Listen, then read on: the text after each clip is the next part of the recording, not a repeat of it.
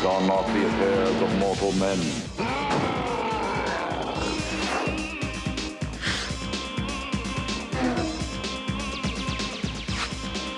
Hosted by Stan Lee, Marvel's Superheroes. Begins Monday, June 3rd at 9 p.m., 6 Pacific.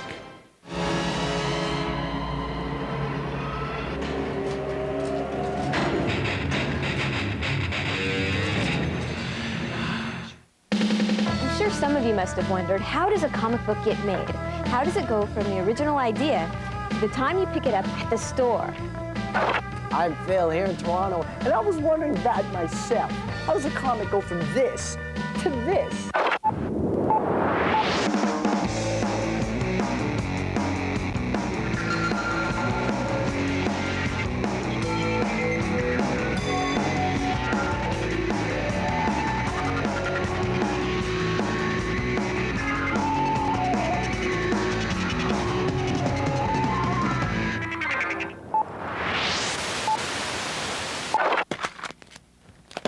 Making a comic book is a long, time-intensive process, but it all comes down to one original idea. Somebody's got to think it up in the first place. So, Rob, man, how do you come up with ideas? I just think you go with what hits you when it hits you. I mean, I'll be sitting there in church or having lunch or whatever, and just an idea will hit me. Or I'll be on the freeway in the back of a car, and I'll go, Cougar. You know, the name of the car, Cougar. Oh, Cougar. Well, let me see, Cougar. I could do something with that name. And then you just build on that, and you run into your drawer, you know, into your desk, and you sketch it, and hopefully it works. Plot or characters? Which comes first? The story needs to draw you in to make you care about the character. So one without the other just doesn't exist. Tell us about the last story idea you came up with. What happened? Yesterday, I went to church, and we were sitting there, and he said something. He mentioned the word axe, which is a name of a book in the Bible, and I took axe and I said Advanced Counter-Terrorist Strike Force, and I said, that's good, that's cool, I can do something with that. And I went home and wrote some notes, and I was like, where did that come from? That was so out there. So when you're fleshing out the plot, now are you sketching as you go along? But I'll draw key shots. I may not lay it all out right then, but I'll draw key, shots in the story. So Matt, what's your role in the comic process? From the initial plot creation, you go through and you kind of monitor everything, make sure the continuity is correct. You go through the scripting process, you deal with the penciler and make sure the deadlines are met. You deal with the inkers, the colorists, the color separators, all the way to the film production. You deal with the printing house, organizing, page count, what page goes where, what ad goes where. You do the letters pages. You design the credits page, the inside front cover, the inside back cover, and deal with a little bit of everything. Now, is this the right order? Plot, script, art? There's two styles. There's what's called the full script style, and then there's the Marvel style, which I'm not sure, I believe it started at Marvel Comics. The full script, like Alan Moore, the Ward style script he gave us, has a description of all the panel work, what is in what panel, and it also has the word balloons of what they're going to say. A plot is more, just like a paragraph description of the page, and then the artist goes in, and on a Marvel style plot, the artist has much more creative input. He can go in and do a lot more and add a lot more, and then the writer will go back in and script it after that. What do you think is the most important role in the comic process? The most important step is the first one, the plot. I mean, if you start with a bad plot, you have nowhere to go. All right, the starting of a comic book from conception. We're going to start with an idea here, Extreme Studios, with my man Rob Liefeld. I'm a superhero. Okay. And I'm like a cool superhero, good guy. You got superpowers? Oh yeah, look. Okay, besides being buff, what can you do? Oh, super smart. Okay, smart. Lots of money. Cash. Lots of money. I can drive stick. Stickman! Fast. Like this. Like that. She's there. Glory, Evangeline, Gen 13 girls. It's all the girls, and then there's me, right? They're fighting over me, and I'm like, hey, girls, Phil's angry. Right. We have superhero business to do. A lot of business. Stop with this 90210 stuff. No, and let's do some good work here. Ooh, Stickman. Okay, guys, here's Phil's story. What do you think? Yeah, cool. It's not as easy as coming up with an idea and going with it. First, you have to put the right idea down on paper, and if you don't have the right writer, your comic's not going to go anywhere. That's why I planned out Stickman's entire life, right here. Well, it's just a first draft. Hi, Hi there. I'm not especially world-famous comic book artist Ty Templeton, and I'm sitting here in my studio eagerly awaiting the new comic book idea from Phil that's coming my way any moment now. Well, this just in. Phil has a superhero called Stickman who drives a stick and everyone adores him. Okay, well, technically that is an idea. Phil's going to be driving a stick. We need to show him getting into a car so that we know he's good at it. There's Phil walking up to the car, and here's his millions of adoring fans. They're all standing around adoring. For the second panel, it'll be Phil, very, very bold and brave because he's a superhero. Big close-up of his face, getting into the car, looking tough. And then a big close-up, of course, of his superpower as he shifts gears. And then, the car screeching off into the sunset. Well, millions of adoring fans continue to adore because, well, that seems to be their job in this story. Well, there's a page of Stickman finished.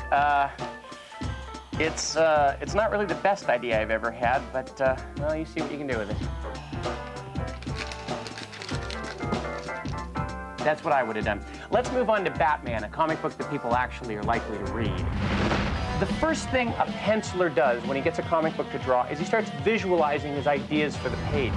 So for this particular page, I've been told that Batman and Robin have to be jumping down on some guys on a waterfront dock and causing them all ends of trouble. As you can see, we're more or less done the layout idea. From this point, we take it to a Xerox machine and we blow it up really huge, and that looks like this. This is it, the very same layout page I did just a moment ago, blown up, I think about 300%. I take it, I put it on the light table, put the paper over top of it, and quite literally trace it. Comic books are reduced down from the original art to the printed size. The qualities of a good penciler are to be able to tell the story well, so that while you're reading it, you're not questioning what's going on. At this point, we'd send this artwork off to that editor I mentioned earlier on, and he would give it to a letterer, and he would letter right over top of my artwork, spoiling my beautiful drawings with his silly letters. So let's hand it to the letterer now. Oh, I've been expecting this. Hi. My name's Guy Templeton, Guy to the French, and I'm a professional comic book letterer, and I suppose I've been asked to letter this page of Batman comics. Man, Ty didn't do a really good job on this one. He sort of threw it off quickly. Anyway, the way a comic book letterer works is he gets a piece of script and a piece of artwork at the same time, and the script basically says what to letter in the artwork, and that's what you do.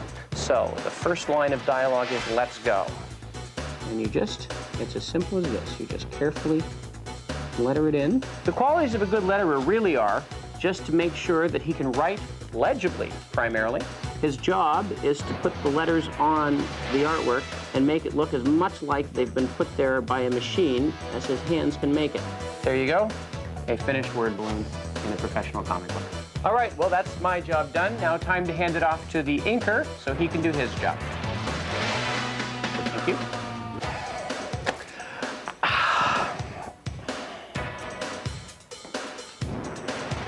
Oh, hi there. I've been waiting for this. My name's Cy Templeton, and I'm a professional cartoonist, and I'm also a client.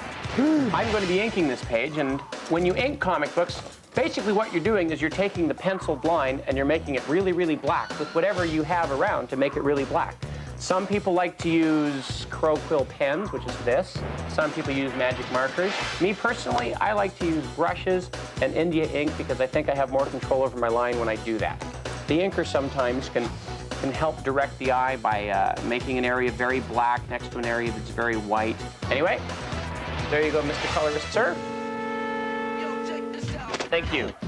Hi there, I'm Sly Templeton, the last of the Templeton boys, and I'm going to be coloring this comic book. I'm telling you right now, though, that the method I'm about to show you is an old-fashioned method that's on its way out. Comic books are still colored like this in some places, but for the most part, they're heading towards computers because computers are our friends. And you literally just take these watercolors and you color in the comic book page exactly as you'd like to see it in a printed version.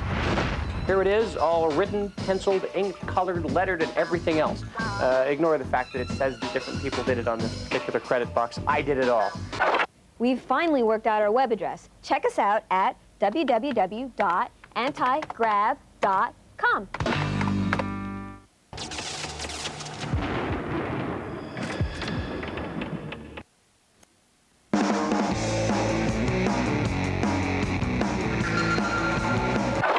guys at Extreme loved it. They were going crazy over Stickman. I should have some kind of creative meeting or something. Which leads me to this next question. How many people does it take to make a comic? 5. 30. You have 2 or 3 people, you can make a really good comic book. 5. 30? What are you, stupid? You're crazy. 5. If you have 1 person, you can make an excellent comic book. 5. Probably like 40. 5. Get out of here. And if you have 5 or more, you can make a mediocre comic book. 5. 5. Well, 1 to hold the pencil and 4 to move the table. 20? 2. About 100. 5. Yeah, the good guy and a bad guy. Hi, I'm Jim Shooter, Editor-in-Chief and CEO of Broadway Comics, as you might expect, here in New York City. Well, a bunch of comic book creative people were hired by Broadway Video, which is a big media and entertainment company, to do a development on an unrelated project. And they liked our work so much that they said, hey, let's start a comic book company.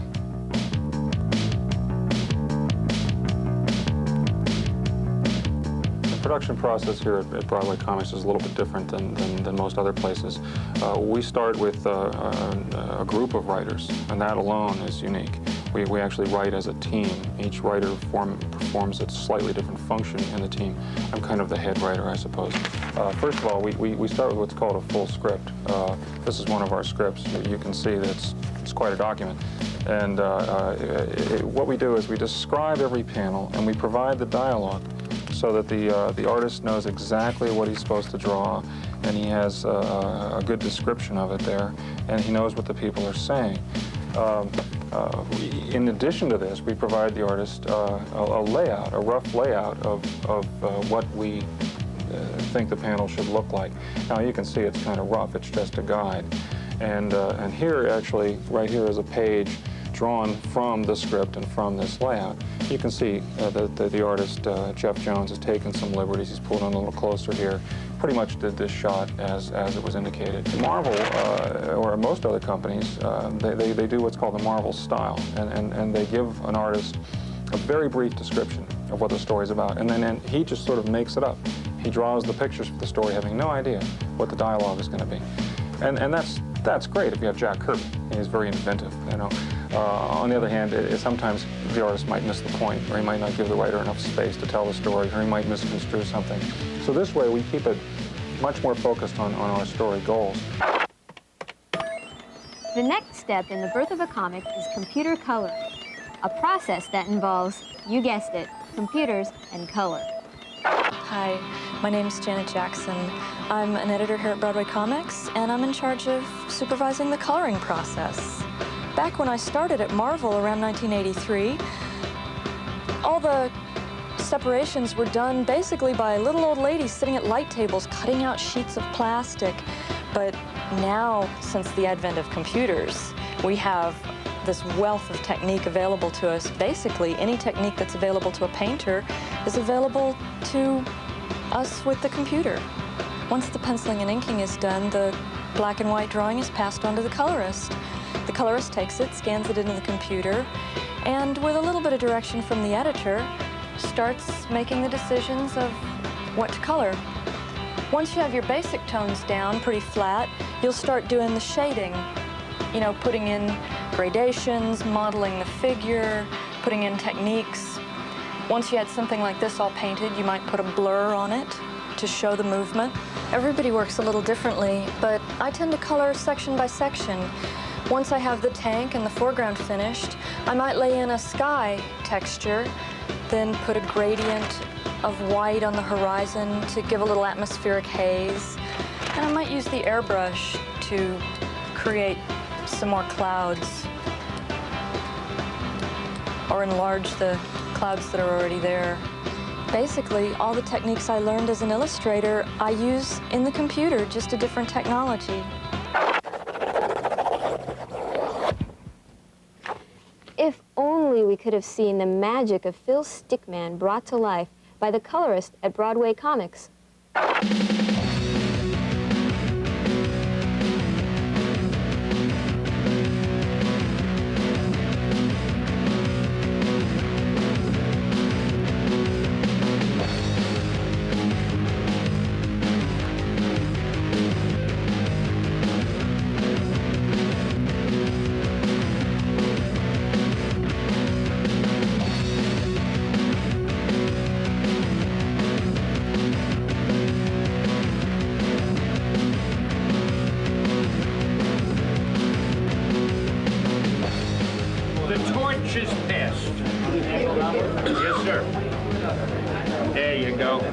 All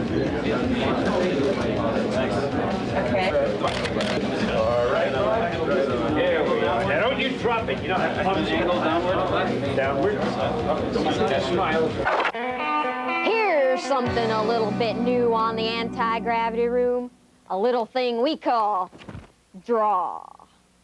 I was always into comic books, and I knew that I eventually wanted to become a cartoonist.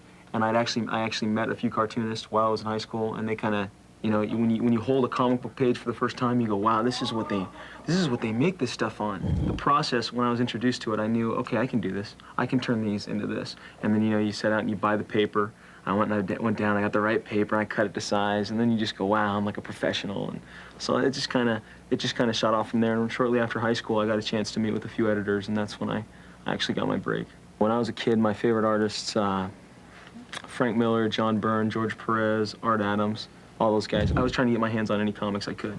And I just think you're influenced by everybody. Everybody brings something unique to the process, and I just try and take that and then kind of make it my own without, you know, imitating or being derivative. Me and my friends, you know, Todd McFarlane, Jim Lee, these guys, we're all selling these enormous amount of copies for Marvel. I mean, and at the time, literally, we weren't the, I mean, it would be different if everyone was selling that number of copies, but just a few guys were responsible for selling a lot of copies.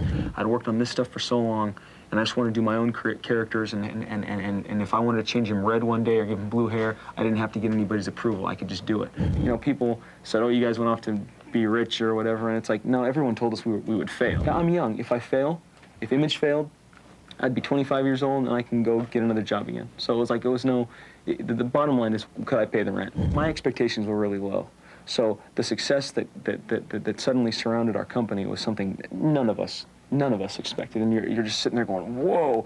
It took us by surprise and kind of knocked us off our keister, and it took us a while to get back up and go, whew, now we gotta, you know, maintain this, which is, I think, even more difficult. No food, no water. What comics would you like on a desert island?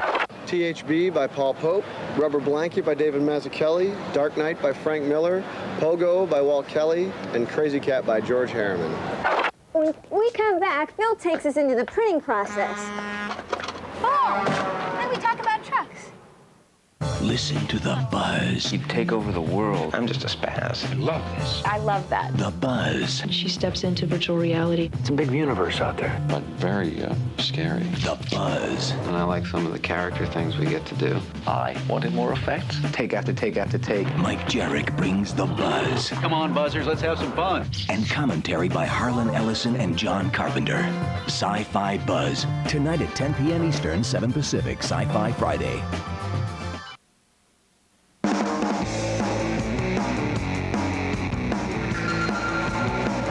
And now we see how a comic book gets printed and how it gets into your hot little hands.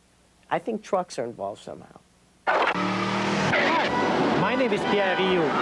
Some people call me Dr. Dog. We'll find out why later. But now, let's find out about how a comic is being produced. This disc contains the comic images that we will use to download to the computer. So from the computer and through the magic of technology, we will be able to make printing plates. So here's a color proof of a few pages of comics showing the way we printed. First of all, we see the yellow color. Then we're adding the second color of ink, magenta. We're adding the cyan as the third color, and finally the black. Film is placed onto a printing plate, pre-sensitized to a light source. Light will pass through the film and transfer the image through the printing plate. Paper used for comics could be of either glossy paper or newspaper. Each of these containers carries over 1,000 pounds of ink. In my back here, you will see a roll of paper. So this roll of paper weighs about 2,000 pounds. 2,000 pounds of paper that will be transformed by the press onto comics, folded sections of a comic book. Now the speed of the press is running presently about 60,000 impressions per hour. 60,000 comic books per hour that are printed with 4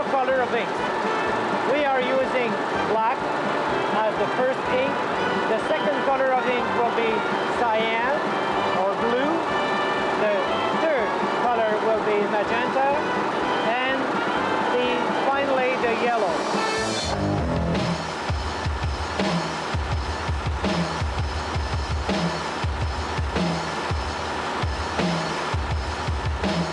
A long oven will dry the ink on the sheet.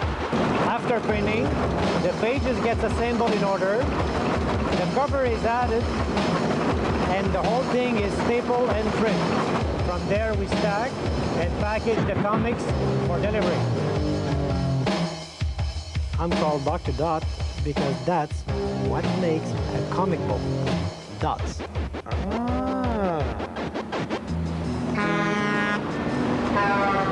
By the way, Phil, there are trucks involved.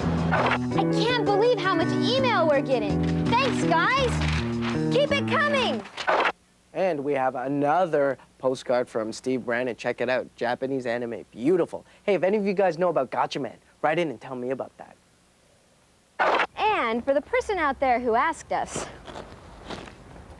what is Little Dot? Well, Little Dot made her first appearance in Sad Sack Comics in the summer of 1949. And coming soon, Little Dot ORG. Next time we look deep into space, are we alone? The aliens are coming! You can call or you can email us at antigravity@ytv.ca or write to us at the Anti-Gravity Room, care of YTV Canada, 64 Jefferson Avenue, Unit 18, Toronto, Canada. M6K 3H3. Don't forget to check us out on the World Wide Web at http://www.antigrav.com/.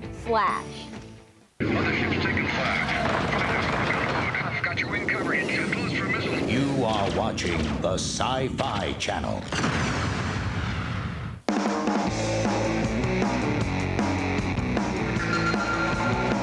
So now you know how a comic book gets made. Stay tuned next time for the final frontier, space and beyond. I wonder if Gen 13 is available on Jupiter. Maybe Io. See you next time on AGR.